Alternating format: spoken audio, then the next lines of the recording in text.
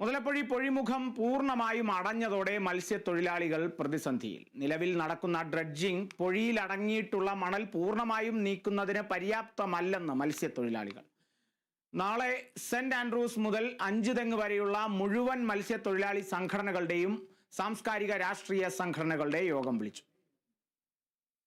11 വർഷങ്ങൾക്ക് ശേഷം ഇതാദ്യമായാണ് മുതലപ്പൊഴിയിലെ പൊഴിമുഖം പൂർണ്ണമായും അടയുന്നത്. ഉപജീവന പ്രതിസന്ധിയിലാണ് മത്സ്യത്തൊഴിലാളികൾ. കടലിലെ വേലിയേറ്റ വേലിയിറക്ക നേരങ്ങളെ ആശ്രയിച്ചാണ് തൊഴിലാളികൾ കഴിഞ്ഞ ദിവസങ്ങളിൽ വള്ളങ്ങളുമായി കടലിലേക്ക് പോയിരുന്നത്. ഇന്നലെ മുതൽ അതും നിലച്ചു. നിലവിൽ മത്സ്യത്തൊഴിലാളികൾ മണലിലൂടെ വള്ളം നിരക്കിയാണ് കടലിലിറങ്ങുന്നത്.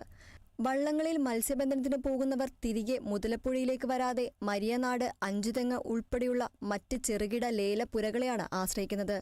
തീരദേശം വെള്ളപ്പൊക്ക ഭീഷണിയിലാണെന്നും മുതലപ്പൊഴിക്കാർ പറയുന്നു. ഇത് ഒരു മാസമായി ഞങ്ങൾ ഇവിടെ സമരം ചെയ്യുന്നു. ഈ മണ്ണ് നീക്കാൻ വേണ്ടി ഒരു മാസം കൊണ്ട് ഞങ്ങൾ നടത്തിയ സമരങ്ങളിൽ ഇന്ന് വരേക്കും ഈ കാണുന്നത് നമുക്കൊന്നും പറ്റാത്ത അവസ്ഥയിലാണ് ഈ ചെയ്തു വയ്ക്കുന്നത്. മത്സ്യത്തൊഴിലാളികൾക്ക് ഒരു ജോലിക്ക് പോകാൻ പറ്റാത്ത അവസ്ഥയാണ്. ഇവർ മണ്ണ് നീക്കാനെന്ന് പറഞ്ഞ് ഒരുപാട് യന്ത്രങ്ങൾ ഇവിടെ കൊണ്ടുവരികയും ചെയ്യുന്നു. ഇന്ന് വരയ്ക്കും ഒരു മാസമായിട്ട് നമുക്കൊന്നും ഒരു പരിഹാരം കാണില്ല.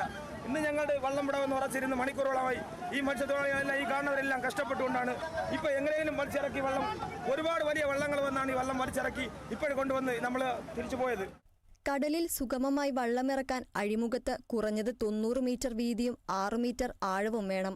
2 ലക്ഷം ക്യൂബിക്സ് മീറ്ററിലധികം മണൽ ഇപ്പോൾ അഴിമുഖത്ത് അടിഞ്ഞിട്ടുണ്ട്. നിലവിൽ എത്തിച്ചിട്ടുള്ള ഡ്രഡ്ജർ പൊഴിയിൽ അടങ്ങിയിട്ടുള്ള മണൽ പൂർണ്ണമായും നീക്കുന്നതിന് പര്യാപ്തമല്ല. വേനൽ മഴ ശക്തമാകുന്നതിന് മുമ്പ് പ്രശ്നപരിഹാരം വേണമെന്നാണ് മത്സ്യത്തൊഴിലാളികളുടെ ആവശ്യം. Kerala vision news, Thiruvananthapuram.